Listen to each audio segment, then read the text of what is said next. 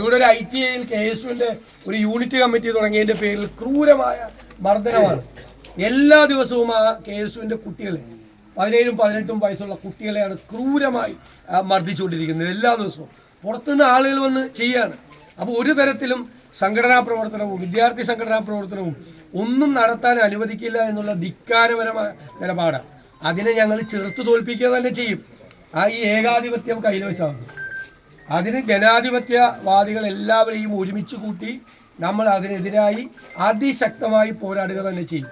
ഒരു സംശയമില്ല. പിണറായിയിലെ ഈ പ്രദേശത്ത് രാഷ്ട്രീയ പ്രവർത്തനം നടത്തുന്ന എൻ്റെ പ്രിയപ്പെട്ട സഹപ്രവർത്തകർക്ക് ഞാൻ എല്ലാ അഭിവാദ്യം അർപ്പിക്കുകയാണ്.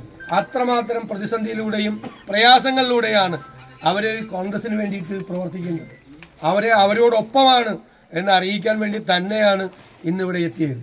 അവർ ഈ പ്രശ്നങ്ങൾക്കിടയിലും ജീവൻ പണയം വെച്ചും രാഷ്ട്രീയ പ്രവർത്തനം നടത്തുന്ന എൻ്റെ സഹപ്രവർത്തകരെ കാണാൻ വേണ്ടിയിട്ടാണ് ഞാൻ ഈ ഗ്രാമത്തിൽ എത്തിയത്.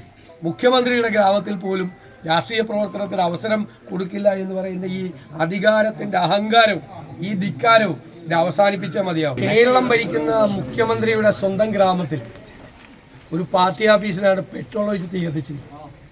KPCC പ്രസിഡന്റ് വന്ന് ഉദ്ഘാടനം ചെയ്യേണ്ട ദിവസം വെളുപ്പിലാണ് ഈ പാർട്ടി ഓഫീസ് അടിച്ചു തകർക്കുകയും ഇവിടുത്തെ CCTV ക്യാമറ തല്ലിപ്പൊളിക്കുകയും പെട്രോൾ ഒഴിച്ചതിൻ്റെ ഡോറിന് തീ വയ്ക്കുകയും ചെയ്യും.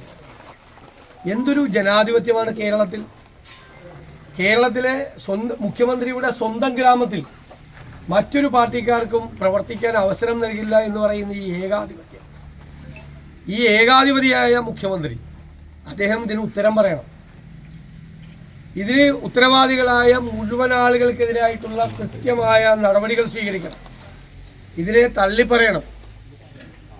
അത്തരം ആളുകളുമായി ഈ പാർട്ടിക്ക് ബന്ധമുണ്ട് എന്ന് എല്ലാവർക്കും അറിയാം. ഇന്നിപ്പോൾ പാർട്ടി അവരുമായിട്ട് ബന്ധമില്ല എന്നൊക്കെ സംസാരിക്കും.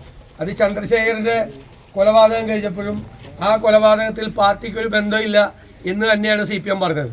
എന്ത് വൃത്തികേട് കാണിച്ചാലും കൊലപാതകം നടത്തിയാലും പാർട്ടി ഓഫീസിന് തീ വെച്ചാലും പാർട്ടിക്ക് ബന്ധമില്ല എന്നുള്ള സ്ഥിരം സാധനം പാർട്ടി ഓഫീസിൽ എഴുതി വെച്ചിരിക്കുക. അത് സ്ഥിരം കൊടുക്കുക. അതിവിടെ വേണ്ട. ഇതെല്ലാവർക്കും അറിയാം. അല്ലാതെ വഴിയെ പോണ ആരും കോൺഗ്രസ് ഓഫീസിന് തീ വയ്ക്കില്ല. ഈ ഗ്രാമത്തിലാണ് ഇത് കേരളത്തിൽ ഉടനീളം നടന്നുകൊണ്ടിരിക്കുകയാണ്.